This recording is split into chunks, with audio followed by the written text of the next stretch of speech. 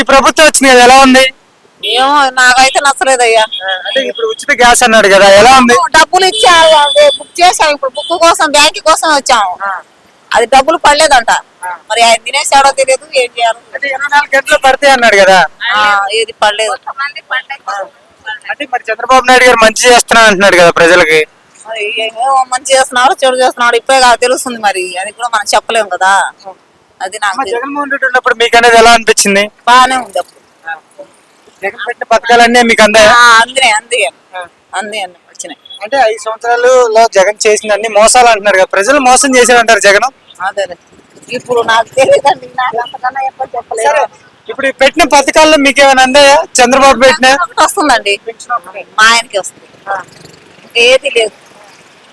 అంటే మీకు కూరగాయల రేట్లు తగ్గించారా? ఇంకా పెరిగినాయిగా, పెరిగింది ఇప్పుడు.